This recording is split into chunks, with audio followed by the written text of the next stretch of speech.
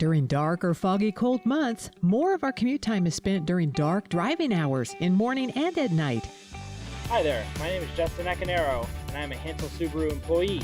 Today we're going to be going over the benefits of having your headlights restored after they've been exposed to the sun and being oxidized over many years.